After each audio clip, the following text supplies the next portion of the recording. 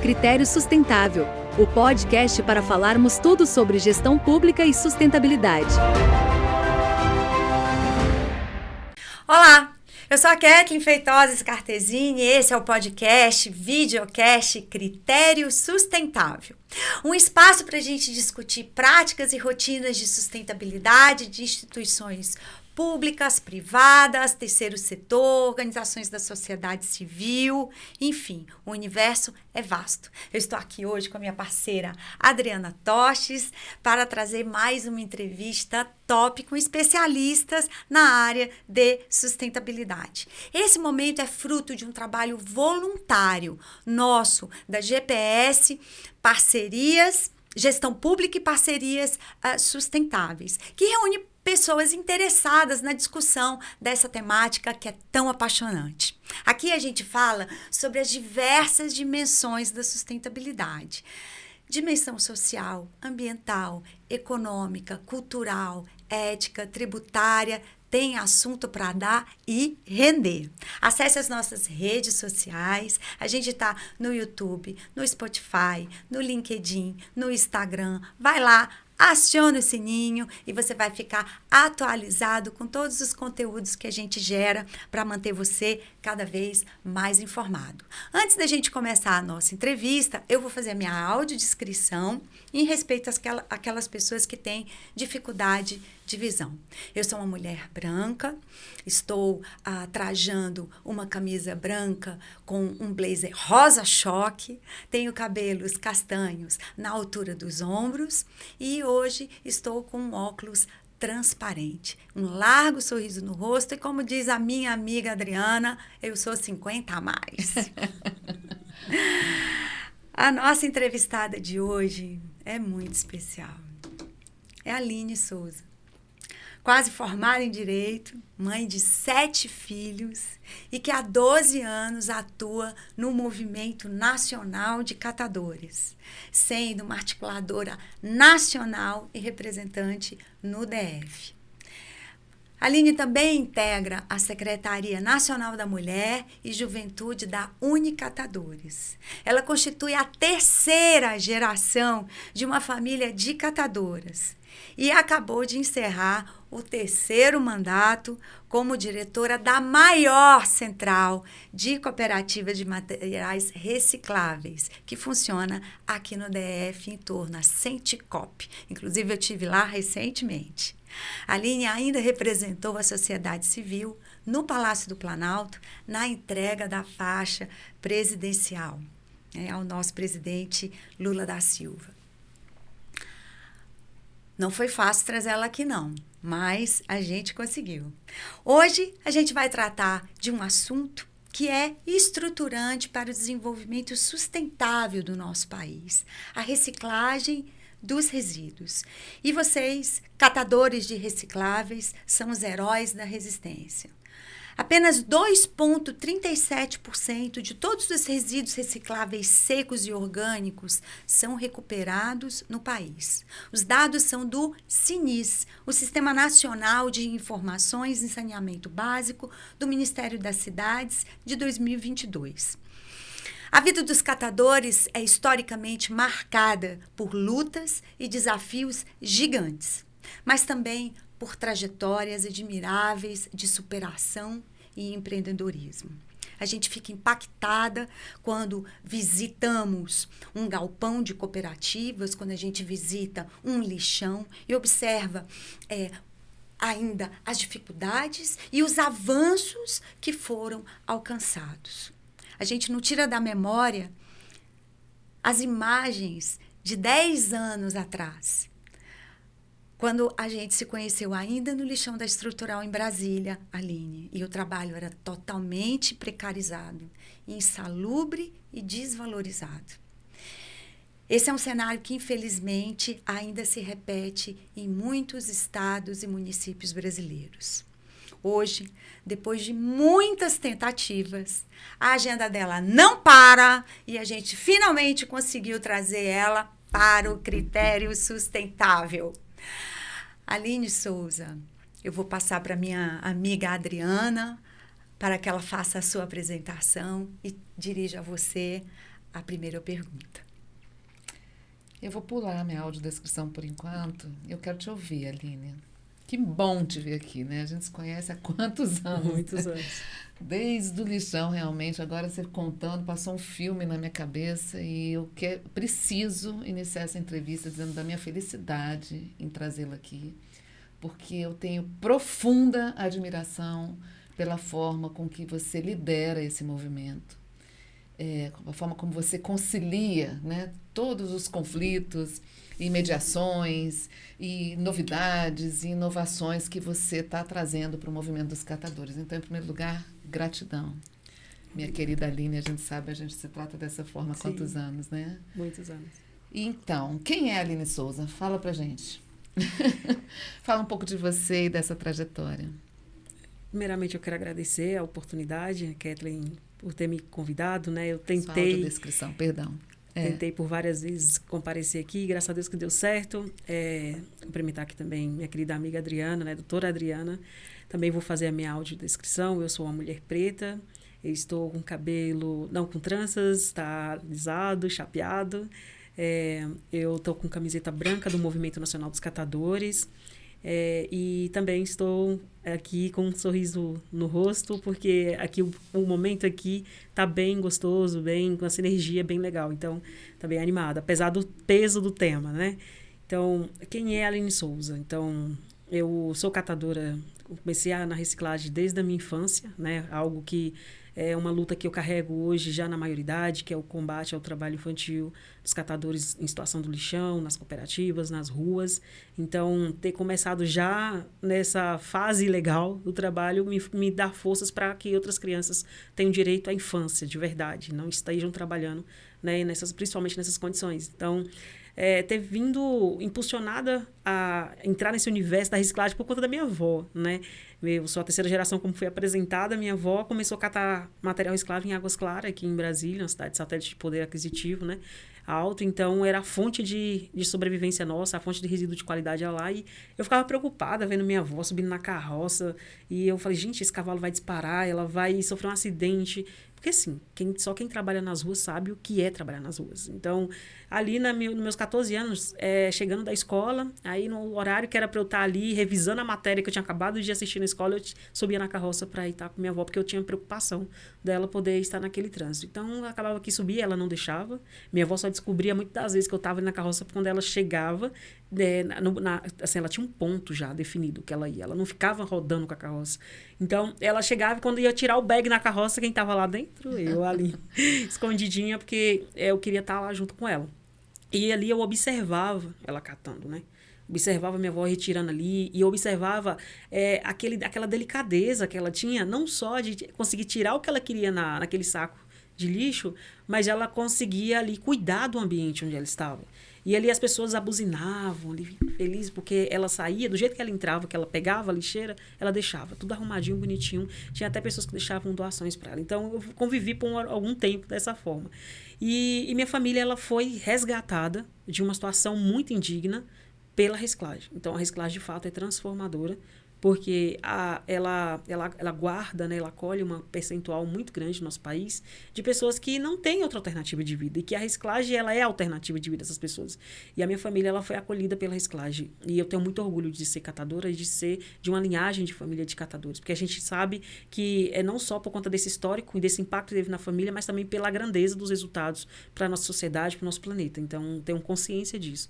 E fui convidada, né, para... Primeiro, assim, me tiraram da cooperativa porque da parte produtiva, porque eles queriam uma morcega. Porque todo o material de livro que passava, vendo a Adriana aqui, até lembro do material que a gente recebia com base no decreto 5.940, né, a doação dos materiais recicláveis, a gente recebia muitos materiais de órgão público, tinha muitos livros, né, e eu começava a ler os livros em vez de estar ali, botando o livro no papel branco.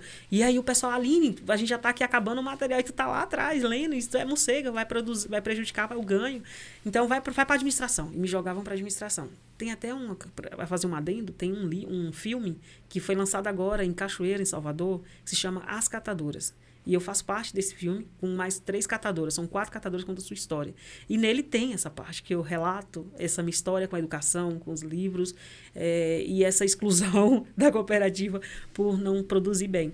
Mas é isso, a Aline Souza é uma mãe de família, uma esposa, uma filha, uma neta que não tem medo de dar cara para bater, se empoderou na raça, né? Claro, obviamente, com o apoio de diversas pessoas, de diversas instituições, atores que me encorajaram a ocupar os espaços e me encorajam até hoje, porque todo dia a gente aprende, todo dia a gente desaprende também.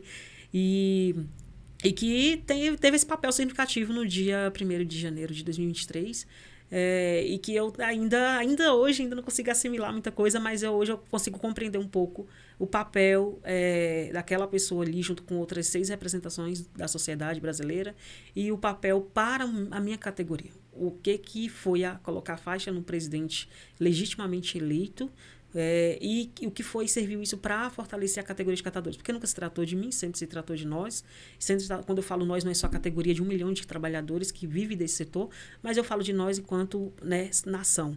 Ali foi o momento das pessoas começarem a entender o que é a reciclagem, o que é catador, porque as pessoas no momento ali, a mídia não conseguiu nem me identificar enquanto uma trabalhadora, só falava que era uma mulher negra, coloca a faixa no presidente. E eu estava com a minha camiseta do Movimento Nacional de Catadores justamente para mostrar quem eu era, a quem eu estava ali também representando. E aí essa visibilidade visibilizou a nossa categoria, o nosso trabalho, e mostra todo dia, né, que catador é uma ferramenta essencial. Assim como o serviço de coleta de resíduos é essencial para a nossa população, a gente também é essencial. Então, é isso. A Aline Souza é tudo isso. Preciso respirar, Aline. Ufa! É muita admiração por ser mulher, por ser uma mulher negra, por ser uma mãe de família, por ser uma neta e principalmente por representar 1 milhão de pessoas nesse momento. Isso é incrível, porque eu fui aprender a lidar com os catadores na prática, né? Quando a gente fez o Projeto Fênix, de levar conhecimento dos direitos civis, trabalhistas, mediação de conflitos, junto com 2 juízas incríveis do TJ, que eu vou render minha homenagem, a doutora Glaucia Falsarella, a doutora Carla Patrícia, uma equipe de assistentes sociais maravilhosa, Ludmila, enfim. E ali eu entendi a força do trabalho, a coragem, quando uma catadora sai de casa e vai para um lixão, e muitas vezes leva seus próprios filhos para protegê-los para o trabalho, para um trabalho que é precarizado, que não é reconhecido. Ali eu desenvolvi um sentimento de admiração tão grande. O que é o significado do trabalho, sabe? Que é diferente, é a força, parece que vem de dentro da pessoa, por acreditar naquilo que ela faz contra todas as adversidades. Então, eu estou muito feliz mesmo. Acho que a gente vai se emocionar em alguns momentos, porque Kathleen no STJ também tem uma história belíssima de apoio aos catadores, né? Vamos lá, minha amiga. Vamos lá. Eu não fiz minha audiodescrição. Eu sou uma mulher morena, de cabelos na altura dos ombros, mais para morena, né? Não posso dizer que eu sou negra, eu sou parda, mas sou uma mulher 50 a mais, sorridente. E que eu costumo dizer que eu sou muito apaixonada pelo que a gente faz, né? Eu acho que isso transparece no nosso rosto e hoje a entrevista vai ser nesse sentido. Vai. Tô com uma roupa estampada e, enfim, Vamos lá. Aline, desde a edição da 12.305 de 2010, a Política Nacional de Resíduos Sólidos, já se foram 15 anos. Mesmo diante das enormes dificuldades do trabalho e do baixíssimo reconhecimento e valorização dos serviços ambientais que os catadores prestam à sociedade, aqui em Brasília, a Senticop conseguiu bons resultados. Mas ainda falta muito em termos de logística, de valorização dos resíduos, de forma a viabilizar o trabalho das cooperativas, de forma a reduzir o impacto negativo do lixo no saneamento ambiental das cidades. Porque eu entendo que essas questões, elas caminham juntas. Depois de um avanço muito aguardado, ocorreu em janeiro a edição da Lei 15.088 de 2025, que proibiu a importação de resíduos sólidos no país. E aí veio uma rasteira. Com a publicação do decreto 12.438 de 2025, que aconteceu esta semana, hoje é dia 29 de abril, 25 de abril de 2025, e que, de uma certa forma, liberou a importação de resíduos para a indústria. Tendo em vista o impacto que esse assunto traz na cadeia da reciclagem, eu te pergunto, como é que vocês receberam o decreto? Vocês foram chamados para o diálogo? O que esse decreto significa no dia a dia de vocês? Doutora Kathleen, a senhora traz um histórico, né, da grandeza que a gente tem da Política Nacional de Resíduos Sólidos. E nós somos guardiões da política nacional, porque ali a gente não está defendendo só o papel do catador nessa política. Essa política foi a referência, eu mesmo já levei para diversos países, que o Brasil tem uma política que cuida do meio ambiente, cuida dos catadores, cuida da nossa sociedade, dessa questão sanitária, né? O resíduos é um braço do saneamento. Então, a gente não pode deixar de que, de forma alguma, qualquer ação, seja por parte de qualquer esfera de governo, possa confrontá-la. Porque confrontar a política nacional é confrontar a gente como cidadão, é confrontar o meio ambiente. E é agir de forma contrária a tudo que os nossos princípios, né? Tudo que a gente defende. Então, a gente sabe que tem diversos desafios hoje para que essa política seja, de fato, implementada e seguida pelas nossas administrações públicas, municipais, estaduais. Mas a gente sabe também que o governo atual é um governo que ele é mais que sensível à pauta dos catadores. A gente está falando de uma liderança mundial que todos os anos celebra o Natal junto com os catadores. É uma pessoa que está ali junto com a gente, né? E que é mais que sensível. Então, a gente sabe que o Lula também ele está num governo que é um governo de coalizão, né? É um governo que tem diversos atores. Então, com a gente, até então, a gente sempre tem sido chamado, né, para os diálogos no âmbito do governo, na reconstrução do procatador, nos decretos de logística reversa, na própria o retorno do CISC, que foi extinto, né, na gestão passada. Então, a retomada da sociedade para o diálogo, para construir uma gestão participativa, isso é a maior característica desse governo. É a maior e a melhor. É fundamental na construção de qualquer política pública. Qualquer política pública. Você não consegue atender os anseios das dores de uma sociedade se você não senta com quem está com a dor para falar. Isso é fato. Você tem que sentar com as pessoas e dialogar, né? E isso não tira o mérito do gestor. Isso complementa, isso prepara, isso protege o próprio gestor. Legitima. Exatamente. A política, né? Você faz uma política pública ali com a sociedade civil. Então, essa é a principal característica do nosso presidente, da gestão dele, do Lula 1, 2 e 3. Então, nós recebemos a notícia do decreto que regulamenta a lei 15088 de forma muito surpresa.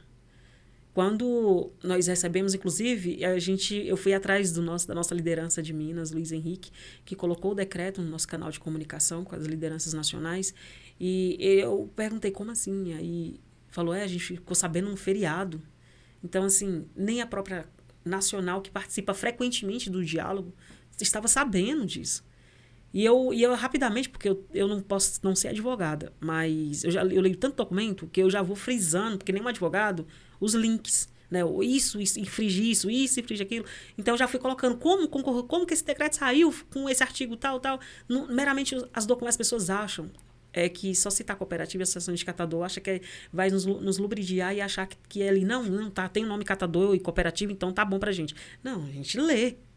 A gente não entende, vai passar para um jurídico que ele vai entender, vai nos orientar e a gente vai fazer, né, a nossa posição. Então, ali eu nem precisei de um jurídico para entender que o decreto ele estava não só indo contra todo o trabalho de recuperação das medidas que o governo altamente tomou, logo de início no governo, foi o vice-presidente Alckmin, né, quando a gente trouxe o impacto da medida tomada em 2019, quando o governo passado zerou a alíquota de importação por conta da pandemia e que tiveram esse fator atípico, né, não foi fechada a porteira para que esse resíduo, né, o mercado nacional voltasse normal. E isso estava impactando as cooperativas. Então, quando a gente levou essa situação para o governo federal, e o Alckmin acatou muito bem, nos reuniu várias vezes com a gente, ele tomou essa medida rápida e foi homenageado e agradecido no lançamento do Procatador. Eu mesmo fiz a fala agradecendo que o governo imediatamente tomou medidas para fechar as porteiras e que o Brasil tinha que valorizar o produto nacional e fazer com que, se as indústrias estão faltando insumo, que sente com o governo e com o setor para poder resolver isso. E não simplesmente optar por abastecer suas fábricas de forma de importado ou pela extração, que é o que também acontece muito, né? Extrai para produzir sem considerar aquilo que está produzindo, que vai virar também resíduo. Porque havia diferença na alíquota, né? Sim, havia, estava zerado. Então, foi lá e o Alckmin colocou a 18%, né? Aumentou, reduziu em 50% o volume importado. Reduziu. Né? Então, deu uma freada. E aí, a gente não entendeu quando o decreto vem dessa forma, desfazendo justamente uma medida que o próprio presidente, vice-presidente, tomou. Voltou atrás. A gente não entendeu. Aí, a gente foi pro diálogo. Eu tenho um enorme carinho, um apreço, né? Eu até chamo ele ainda de governador, porque, para mim, uma vez governador, sempre governador, que é o nosso secretário, Rodrigo Hollenberg. Se Brasília hoje é uma exceção, é por conta da atenção e do compromisso que ele tem e teve com os catadores aqui do Distrito Federal de erradicar o lixão, de contratar cooperativas, acreditar no serviço prestado pelas cooperativas, né, de nos reconhecer como cidadão, como trabalhador. Então, eu tenho uma enorme consideração pelo Hollenberg e acredito dele por mim, porque imediatamente, quando eu pedi permissão da Nacional para fazer o enfrentamento, porque eu já estou aqui em Brasília, então tinha que ir logo, né, atrás de quem foi o autor disso, e eu fui atrás do Hollenberg. E aí o secretário lá rapidamente já cancelou a agenda e me atendeu lá no MDIC. E eu fui fazer os apontamentos dessa medida. Eu queria entender por que foi feito dessa forma. E eu fui muito bem atendida e teve esse retorno, esse feedback técnico, né? Sobre esse impacto, essa dificuldade que a cadeia tem como um todo com relação à questão dos insumos. Então, assim, o artigo 49 da Política Nacional de Resíduos, ela fala bem claro, né? Ela fala o que é permitido e o que não é permitido. E aí o decreto, ele invalida grande parte dos produtos que estão previstos dentro do artigo 49. Então, ele foi pela ressalva do parágrafo, né? Só que aí, o que a gente sabe que precisa ter, porque o impacto ambiental é maior do que você trazer de fora, são os minerais estratégicos. Então, o que se torna estratégico? São coisas que a gente tem que discutir, tem que dialogar com o setor como um todo, para entender o que se torna estratégico pela indústria, para poder optar pela extração ou pela importação. Então, a gente também, que o papel, o plástico e o vidro foi nesse bolo de estratégico. E a gente não entendeu, porque as cooperativas sempre apresentam. O carro-chefe das cooperativas, primeiro dizendo, são papéis. O carro-chefe das cooperativas. O carro-chefe dos produtos recuperados pelos catadores autônomos no país, que é muito maior a quantidade que catadores em cooperativa, são plásticos e metais. Então, como? Para onde estão indo esses materiais recuperados? Esse volume? Por que todo o volume que nós geramos por ano de resíduos, que está na casa dos 80 milhões, mais de 80 milhões de resíduos, né? Toneladas de resíduos, para onde está indo? Se a indústria está falando que não está chegando lá. Por que não está chegando? Então, a gente, antes de discutir, fazer uma medida, decidir uma medida como foi feita no decreto, primeiro sem diálogo, né, que foi o maior pecado. Tinha que ter dialogado. Não tinha que ter ouvido só um lado, tem que ouvir todos os lados. E eu sou muito... o Lula fala que é contra essa questão, existe tanto diagnóstico, estudo, mas numa situação como essa, no mínimo tinha que ter um estudo. No mínimo. Para apontar o passivo, as vantagens. Tinha que ter um estudo. Então, os dados, as evidências. Exatamente. Que embasem a política pública. Exatamente. Aline, o que falta? Que você, assim, falando um português mais claro, né? Assim, porque você está muito envolvida nisso tecnicamente, a gente respeita muito isso. Mas para quem está nos assistindo, o que falta para que o produto reciclado por vocês, o material separado de forma adequada pelas cooperativas, seja valorizado em relação ao produto que é importado? Quer dizer, o que traz hoje vantajosidade para certos setores da indústria que entendem que utilizar o material produzido pelas cooperativas ainda não é vantajoso? O que está faltando? Hoje, os materiais recicláveis, eles não são competitivos com a resina virgem. Com a resina virgem, né? Isso, não é mais são. fácil extrair, é mais barato extrair do que reutilizar. Contrário à economia circular e tudo que a gente está batalhando, né? Exatamente. É porque tem que parar de romantizar o trabalho das cooperativas. Tem que começar a escancarar, de fato, essa realidade. Então, não adianta só bater nas costas e falar que é bom trabalho ambiental, social. Tem que tratar isso também como negócio. São pessoas que estão ali dirigindo um negócio. Perfeito. Então, o que faz com que a matéria virgem E a resina pós-consumo das curativas, ela sempre, a resina dos escravos, dos catadores, sempre ficam em desvalorização. Por quê? Primeiro, porque a gente precisa, de fato, voltar lá no início da conversa. Falar da Política Nacional de Resíduos Sólidos. A gente precisa falar de educação ambiental.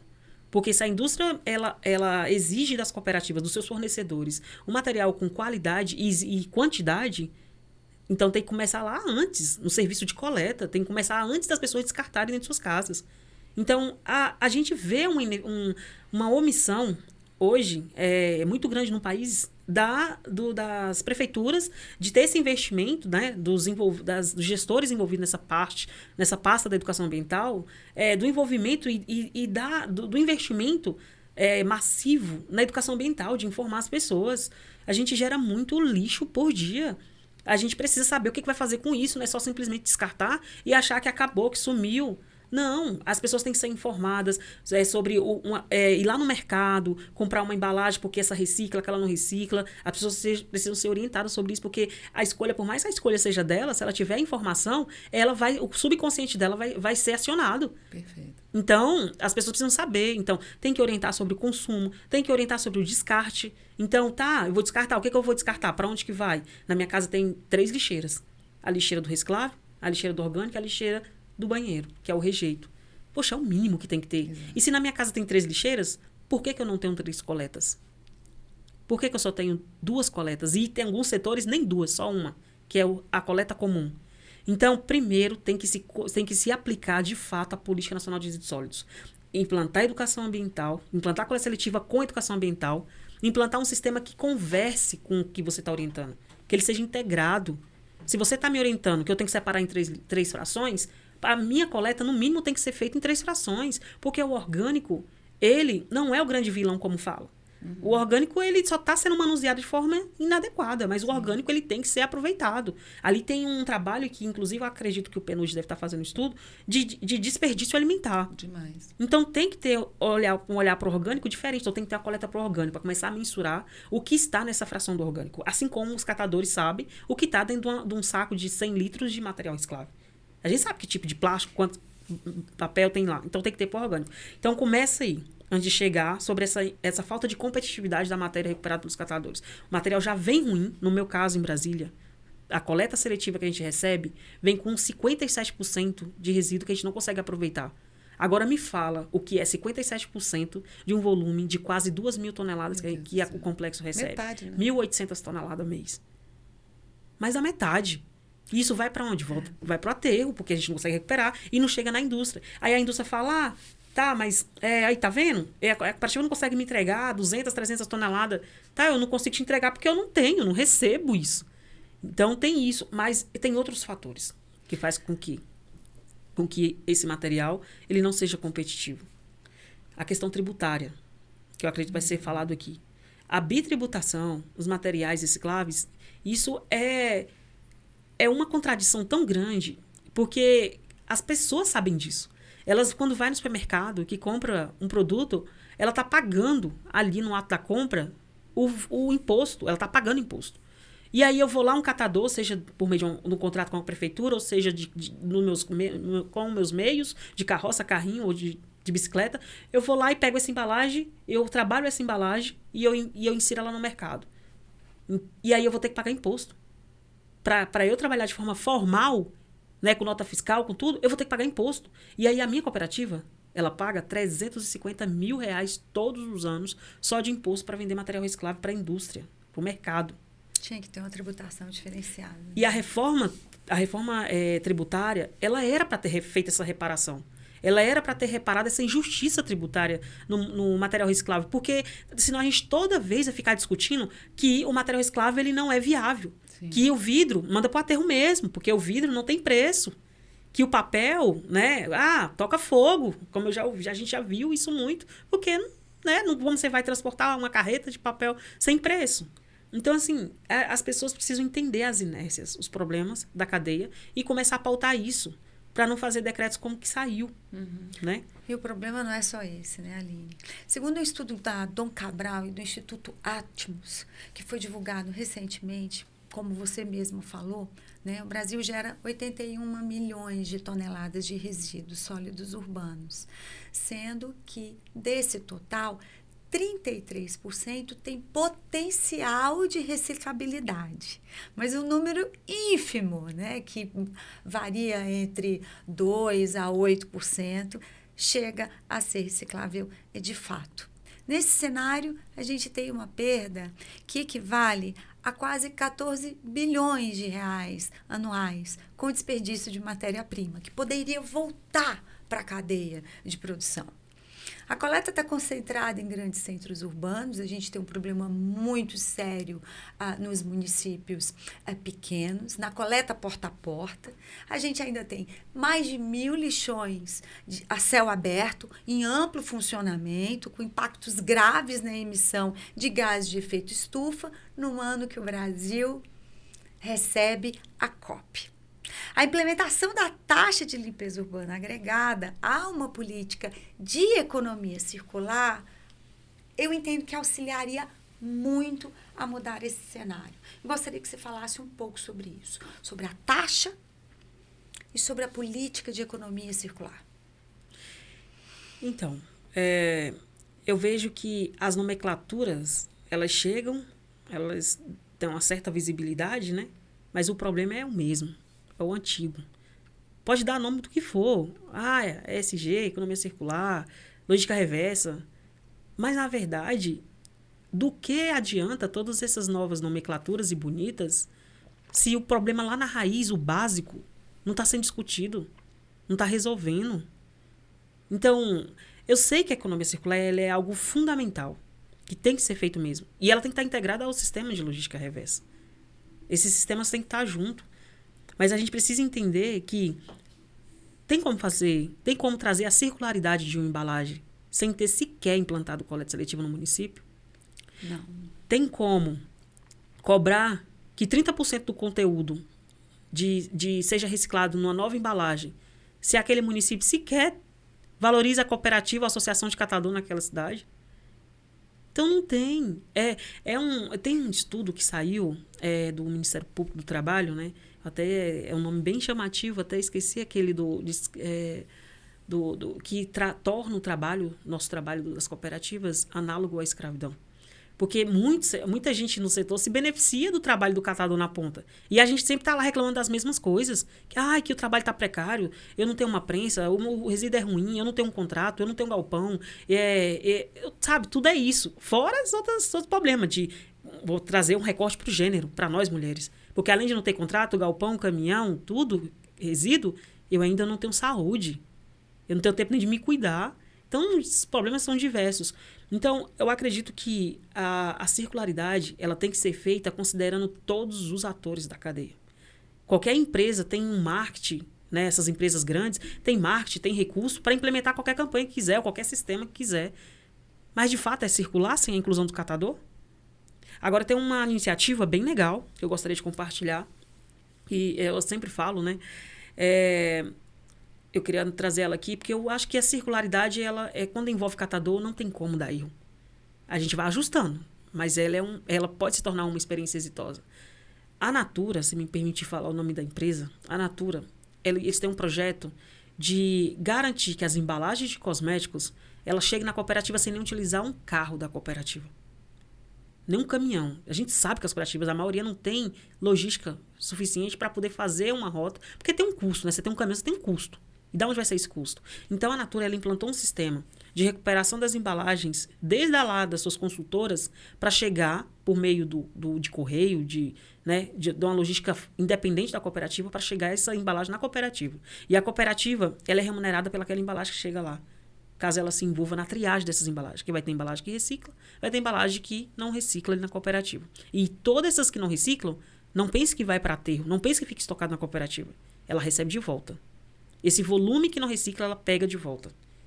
Então, esse material que ela mesmo viabiliza chegar na cooperativa, ela nem é a logística reversa.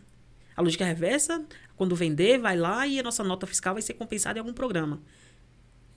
Independente disso, esse volume, quando a gente manda carga de PET para a indústria, a cooperativa recebe uma bonificação por meio desse programa. Que bacana. Então, a gente manda carga de PET para a indústria de PET e eles devolvem para a gente um percentual disso, pelo serviço prestado. Eu acho que circularidade é isso, é você investir para que a cadeia funcione, para que, de fato, não seja só algo que está escrito em papel. Sim. Eu acho muito importante você trazer isso, porque, gente, vamos avaliar, né? Há 500 anos que o Brasil existe. Ninguém presta atenção no lixo. Eu até costumo brincar que existe o duende do lixo, né? As pessoas botam o lixo na porta e acham que aquilo desaparece.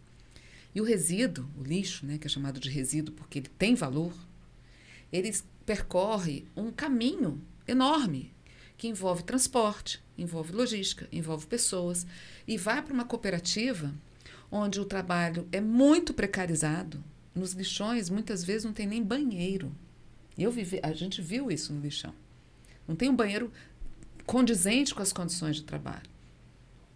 E esse material tem um potencial enorme de retornar à indústria, isso é a circularidade, evitando a extração de recursos naturais. Você reaproveita o material, mas é impossível que qualquer política pública, eu estou resgatando a Política Nacional de Resíduos Sólidos, que completou 15 anos, e até hoje ainda não foi totalmente implementada, e ela traz uma palavra que para mim sempre foi fundamental, que é a corresponsabilidade sobre a gestão dos resíduos.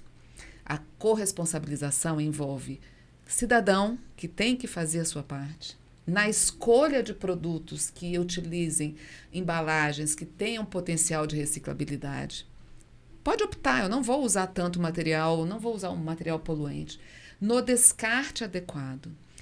Os governos, os estados, os instrumentos do Estado para garantir que esse resíduo chegue com qualidade, de forma adequada, nas cooperativas. E os cooperados trabalham há 500 anos para esse país. 500 anos. E se não houvesse as cooperativas de resíduo, qual seria o tamanho dos lixões? E dos aterros, se o resíduo simplesmente fosse despejado lá. Então, acho muito importante você pontuar isso, e aí eu vou puxar para a questão do papel do Estado contratante. A maior parte dos órgãos públicos, por ordem legislativa, tem que fazer acordos de cooperação com as cooperativas de resíduo, também por conta da política nacional e de outros decretos. Mas alguns desses trabalhos, na maioria deles, esses acordos, não prevê remuneração. É interessante que para a coleta de resíduos perigosos, como lâmpadas, que tem realmente um potencial perigosíssimo, ou eletroeletrônicos, muitas vezes os órgãos fazem contratos, remunerando a indústria que dá a destinação adequada dos resíduos perigosos. Muitas vezes, até com serviços de limpeza urbana, são feitos contratos remunerados para a coleta dos resíduos orgânicos. E as cooperativas ainda estão naquela posição de receberem doação, o resíduo reciclável como doação. Com a visão de que, recebendo os materiais, vocês vão comercializar e viver do que vocês angariarem com a venda desse produto. As pessoas se esquecem que a cooperativa utiliza caminhão, que utiliza combustível, que tem trabalhadores. Esse é um serviço ambiental. Que pagam luz, que pagam água nas suas centrais e que tem que ter dignidade. Como é que está isso? O guia, gente, aí eu vou elogiar a AGU no Guia Nacional de Contratações Sustentáveis, que traz o passo a passo para uma contratação remunerada das cooperativas nas suas regiões. Mas eu queria saber de você, como é que está isso? Aqui em Brasília, pelo menos, que tem diversos órgãos públicos, vocês já estão sendo remunerados por esse serviço? Adriana, você traz um ponto que eu sempre fui crítica, porque foi lá atrás que a gente precisava a força, o decreto, ele tinha força lá atrás, o decreto 5.940, que foi atualizado pelo 10.236, se eu não me engano. Mas a gente foi vendo, ao longo do tempo, quanto mais a cooperativa fosse estruturada, a gente foi vendo os desafios dos custos. Então, se não tivesse minimamente uma receita para que ela prestasse um serviço de excelência, continuasse um serviço de excelência naquela instituição, ela iria interromper o serviço ia começar a ficar precarizado. E aí era a ineficiência dela que ia ser levada em consideração, e não a falta de remuneração devida do serviço que estava sendo prestado. Então, a gente começou a rediscutir isso. E o início da gestão do Adalberto estava discutindo o PSA em cima disso, que era dos esplanadas sustentáveis. Então, não dá para você achar que está fazendo... pode até ser nas melhores intenções, né? Mas não dá para achar que, beleza, você tem uma obrigação de destinar corretamente, porque tem as legislações que elas te obrigam a fazer isso, mas você utilizar uma cooperativa, né, como um instrumento de exploração mesmo, para poder você resolver um problema seu. Exatamente. Cadê a corresponsabilidade, né? Então, assim, a gente começou a discutir, só ao longo dos anos a gente foi vendo os caminhões sucateados. Não, mas o caminhão tá ruim, não consigo, não tenho dinheiro para trocar um pneu. Eu não consigo, não, motorista para aqui porque não quer receber, sei lá, ou fica vários meses sem receber. Por quê? Mas eu tenho resíduo, eu tô coletando, como assim eu não tenho receita? Não, porque o seu serviço, ele foi prestado de tal forma que ao longo do tempo ele depreciou o seu bem de 200, 300 mil, e agora você tá aí com o passivo. O passivo fica todo para a cooperativa. Não dá para se pensar a doação de material nem por meio da administração pública e nem por meio privado. É um serviço, tem que ser remunerado, tem que contratar. Mas quais instrumentos legais as instituições têm para isso? E aí eu tive um diálogo com a Priscila, a doutora Priscila, com a doutora Lugiane lá da AGU, e elas me convidaram algumas vezes para ir lá fazer uma fala, e eu sempre fui muito crítica, eu coloquei essa questão. Falei, mas agora o SLU ele está forçando os órgãos públicos, os órgãos da administração pública a contratar a cooperativa, porque o SLU, ele começou lá atrás, olha só como você estrutura uma cadeia, como você coloca políticas estruturantes. Desde 2016, que Brasília já começou a separar o joio do trigo. Quem gera acima de 120 litros de resíduos... Tem que pagar. Tem que pagar para o SLU, é verdade. Tem que pagar, porque você tem que destinar o seu resíduo indiferenciado, que foi a nomenclatura que eles utilizaram, né? Então, tinha opção do grande gerador contratar uma cooperativa ou contratar uma empresa. Então, a gente teve ali poucas cooperativas habilitadas no sistema, né, credenciadas para poder prestar esse serviço para o SLU e para a empresa, né, ali monitorado pelo SLU. Mas até hoje tem cooperativa, que a instituição ou o grande gerador prefere fazer cooperativa do que com empresa, porque sabe para onde vai o resíduo, né? Porque dependendo da empresa que você contrata, esse resíduo vai parar no aterro de qualquer jeito. Então, será que é só um documento que você quer para falar que seu resíduo está sendo destinado de forma correta? Você não está preocupado para onde vai ser seu resíduo? E é o que acontece em Brasília. Muitos grandes geradores nem sequer, eu acredito que avaliam os seus planos de gerenciamento de resíduo para saber se o prestador de serviço está fazendo de forma correta a destinação. Rastreabilidade é outra falha do sistema para que a economia circular realmente seja efetivada. Porque uma coisa é falar assim, eu tenho um acordo aqui com a cooperativa, eu dou, né? Eu não pago para ela fazer, então a minha responsabilidade acaba ali, eu me livrei do resíduo, ou contratei uma empresa e não monitoro. E a própria rastreabilidade, qual é o caminho que esse resíduo vai percorrer, da mesma forma que os produtos todos, né, vão ter que ter todo o seu caminho de produção rastreado para a gente efetivamente dizer que o Brasil está no movimento de economia circular. Muito greenwashing. Muito greenwashing, exatamente. E aí, quando você me fala sobre essa questão do doado, aí eu te apresento todo esse trabalho feito em conjunto. Do início lá atrás de separar o que é meu, o que é seu, da 5610, do novo formato de contratação das cooperativas por atual gestão do SLU. Na verdade, a atual gestão do SLU, ela herdou isso da gestão passada, né? Hoje, o SLU, antigamente, ele pagava até R$350 a tonelada do resíduo recuperado, que era triado, classificado, processado e destinado, que é a comercialização pelas cooperativas. Ele pagava até R$350 quando se ela atingisse um percentual de até 70% de qualidade daquele volume, triado. Ou seja, o rejeito dela tinha que ser 30%. E ela atingia. Sabe por que ela atingia? Porque ela recebia pelo menos 40% do volume doado pelos órgãos da administração pública. Então, ela complementava, ela conseguia atingir os 70%. Porque pelo que ela recebe do SLU, feito pelas empresas, ela não alcança, porque ela só faz 43%. Se 57% é ruim, ela não vai alcançar 70%. Então, a diferença era complementada com esse resíduo de qualidade, que é dos órgãos públicos. Então, ela conseguiu os R$350 a tonelada. Isso é no antigo contrato. O atual, ele só paga pelo que ele entrega. Um pouco mais de R$500 a tonelada. Ele só paga pelo que ele entrega. Então, o resíduo de 40% e de 57%, a cooperativa vai trabalhar nele, mas não vai receber. Porque ela não vai vender, e tem que emitir nota fiscal. Então, como que ela alcança? Que ela entrega novamente para a indústria da transformação, é isso? a cooperativa ela só vai receber mediante o volume que as prestadoras de serviço do SLU entrega. E aí é um resíduo ruim, o maior volume de 90% é ruim das empresas que entregam resíduo ruim porque é dessa questão da educação ambiental. Então tem isso. Então onde ela poderia complementar para chegar aos 70%? Dos órgãos da administração pública. Só que ele não paga mais. Então quem tem que pagar? O órgão público. O órgão público vai ter que criar, tem que ter um instrumento legal, uma legislação que ele possa, que né, às vezes é nem unidade, sabe, Adriana? Às vezes é porque as pessoas têm os órgãos de controle, né? Então, qual a lei que me garante que eu tenho que contratar, né? Então, agora os órgãos vão ter que... E você tem as possibilidades, né? Hoje, inclusive, a licitação é até dispensável. A 1433 traz essa questão, no caso de contratação de cooperativas de materiais recicláveis. Sim, tem essa dispensa, né? Mas a questão é quem já fez para eu ver como é que foi feito. Na prática isso está acontecendo? Não, né? Quem já fez para eu ver. E o guia ele é importante por isso. Então, o guia AGU, né? O guia da AGU é importante. A gente aplaudiu. Mas hoje o fato é que doar, você não ajuda uma cooperativa quando você doa resíduo. Não se engane. Você só está contribuindo que aquela cooperativa se divide mais, que o catador continue ganhando menos. Porque o que você deveria pagar para viabilizar a coleta que ele fez no teu órgão, na tua empresa ou na tua casa, quem vai pagar é o catador, com o ganho que vai ser retirado do ganho dele para pagar o combustível, para pagar o motorista, para pagar a depreciação, para pagar tudo do caminhão. Então, não pense que você está ajudando o catador doando material. Você está endividando ele. Você está tirando o sustento dele de alguma forma. Esse alerta é tão importante, Aline, porque as pessoas desconhecem isso. A gente precisa bater na tecla disso.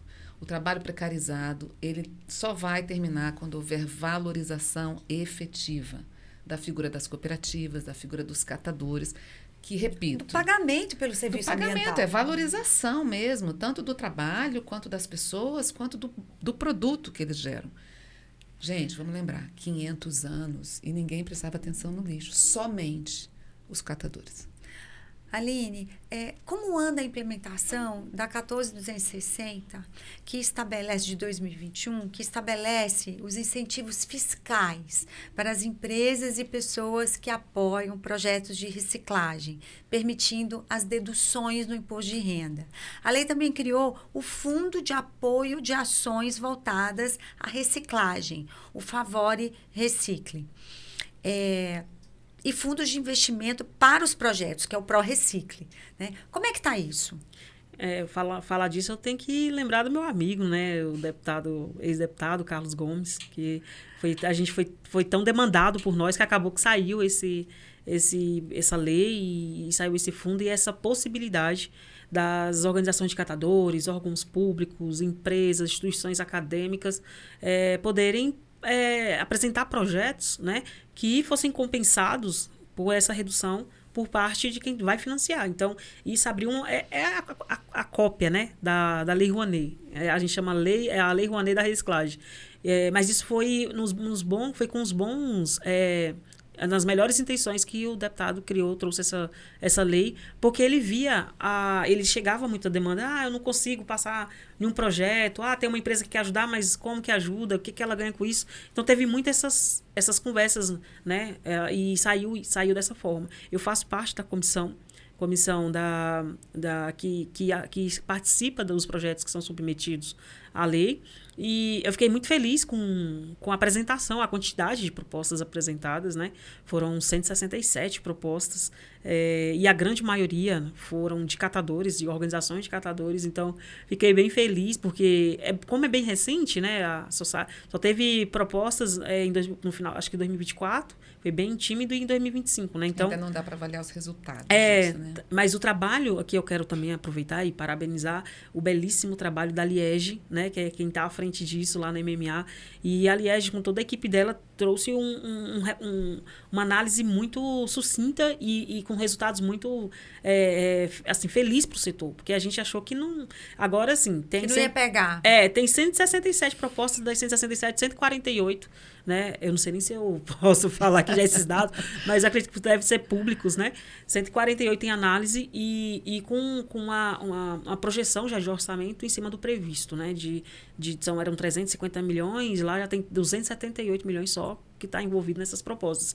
Então, acredito que vai dar uma impulsionada na cadeia. Acho que a gente vai fortalecer, vai estruturar muitas organizações, vai trazer uma assistência técnica também e de qualificação, de formação das organizações de catadores que ficou por muitos anos suspensa, né? A gente ficou muito carente de investimento, de recursos para poder desenvolver os negócios. Então, acaba que esse arcaico que as pessoas, como costumam falar, do nosso setor, também está muito ligado a isso, a ausência de uma política estruturante. A ausência de investimentos é suficiente para conseguir colocar esse modelo, desenvolver esse modelo para que seja uma cooperativa inovadora, para que ela consiga fazer esse casamento da tecnologia com a industrialização do país, para ela se encaixar no mercado. Então, sem dinheiro, sem recursos, como que a cooperativa ela sai do seu modelo arcaico, né? Então, a lei de incentivo ela é muito bem vista por conta disso, porque ela é um plus, né? Assim, para vir, independente dos editais disso, que são muito concorridos, né? Do Cataforte, Procatador e tal, mas ela vem como, beleza, não consegui ali, aqui, vamos para a lei. E é bom porque ela conecta aquelas grandes empresas que já têm um interesse em apoiar cooperativas de catadores, porque a questão do ESG, questão da circularidade. Então, elas já veem isso como uma ferramenta de conseguir emplacar um projeto que se adeque, que ela veja que é compatível com as ideias que eles querem fazer e entregar de retorno para o meio ambiente. Então, é uma lei que eu sou muito feliz com ela. Bacana. Bom, meu Deus, a gente falou assim de tantas questões, né? Eu acho que eu queria fechar, Aline, falando das questões relacionadas à economia circular, quando você não tem escalabilidade na reciclagem, em razão do design dos produtos, que a indústria ainda não está olhando para esse ponto, né? Para a questão da embalagem, né? E muita gente não realmente nunca levantou e foi numa cooperativa, né? Para saber exatamente o que é lixo PET, aquela garrafinha colorida que você compra de água e que não tem escalabilidade para poder ter reciclagem. Quando a gente conhece essa realidade, a gente fica bastante impactado, né? Esse é um tema que em algumas instâncias eu fui até... eu ocupei outros espaços, porque eu estava falando muito sobre isso. É um desafio, porque quando eu estava na direção da Sindicoop e o carro-chefe dele é a comercialização conjunta, ali você acompanha diariamente a gravimetria do que a gente recebe das cooperativas. E paralelo a isso, você também recebe os desafios.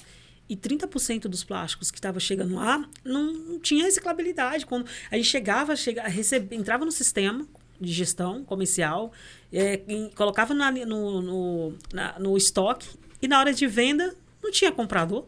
A gente, como assim? Mas chegou. Estão comprando, tem muito, e são muitos. 30% são muitos. A gente estava com um volume mais ou menos de 200 toneladas lá. E a gente ficou guardando, na esperança, não, mas é porque a gente está novo ainda no mercado, a estruturou agora, porque a gente tinha um Corsa, né? A gente tinha um Corsinha e a gente ganhou uma Ferrari. Então, a gente achou que, nossa, vamos dominar o mercado da reciclagem agora. A gente começou a estocar esse material lá na cooperativa. Com os anos, estava lá vindo as teias de aranha, a gente foi ver que não tinha como vender mesmo. Ninguém se interessava por aquilo. Ninguém comprava. E olha que a gente recebia muitas visitas lá no complexo. E a gente fazia questão de falar. E aí a gente foi tentando entender, a gente vai estudando, né? Vai ouvindo pessoas aqui e ali. E a gente foi observando que era uma questão de design. Por que inviabilizava, por que não comprava. Era uma questão de design, uma questão de opcional também. É o bem opcional, porque é uma disputa de concorrência. Qual a embalagem sai primeiro da prateleira? Qual é a que chama mais atenção na prateleira, né? Sem me importar com depois, porque, beleza, o consumidor foi lá, ele escolheu a tua marca, mas depois ele vai descartar e a tua marca vai ficar visível. Porque a gente vai tornar visível essa marca dentro da cooperativa. Porque é aquele estoque que ficou lá por anos. Então, a gente teve algumas incidências e atrelando isso sempre à questão da logística reversa. E aí foi por isso que o nosso papel dentro do decreto de plástico, de papel, de vidro também foi importante, porque a gente pôde trazer essa obrigatoriedade dos 30% do conteúdo reciclável. E aí também discutir o redesign dessas embalagens. tem algumas indústrias que nos chamaram para o diálogo e tem algumas que não querem nem saber. Então, eu fiquei feliz quando a Abiquim me chamou para um evento no ano passado, em São Paulo. E, assim, a minha fala foi, eu acredito que um pouco ousada, porque realmente nós nos tornamos parceiros para discutir isso. Eu acredito que não é só apontar, não é só criticar. Eu acredito muito no diálogo. Eu acredito que 3 cabeças juntas pensam e aí dali sai uma solução para um problema. Então, como eu fiz muita crítica, eu queria me aproximar para buscar encontrar uma solução. Então, que não impactasse tanto esse setor, né? E que também não ficasse prejudicando as cooperativas e o meio ambiente, porque se nós não segurássemos esse material na cooperativa, ele ia para o aterro.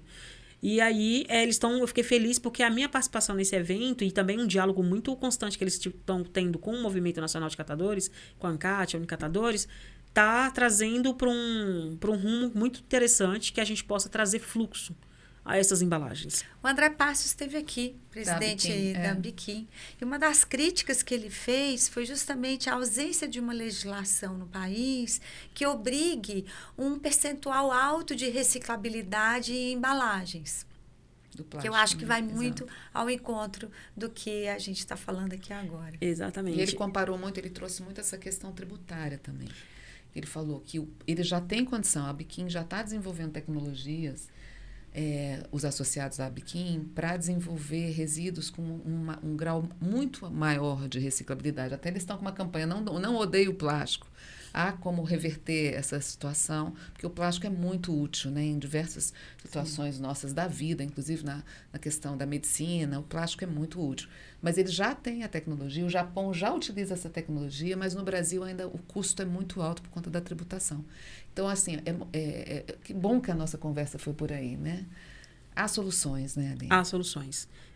Eu acredito que quando a gente para de radicalizar determinadas temáticas e a gente nos coloca numa posição de, tá bom, vamos sentar e vamos resolver, então não vamos só apontar, eu acredito que a gente consegue mais resultados. E acaba que a gente acaba que tira aquela máscara de inimigo que a gente costuma criar, né? Quando a gente não concorda com tal coisa. Então foi muito nesse rumo, mas eu fui muito impulsionada também justamente por essa questão do plástico. Então, e que não deixa de ser verdade. Realmente eu sei que tem um percentual de plástico que ele é essencial. Né? A gente não pode simplesmente banir da noite pro dia. Exatamente. A gente não pode simplesmente... E assim, por mais que eu concordo com o PL 2524, se eu não me engano, é o contrário, eu sei que a gente precisa de ter uma transição. A gente precisa trabalhar uma transição que a própria sociedade consumidora ela consiga absorver isso de tal forma que a gente possa mudar nosso hábito.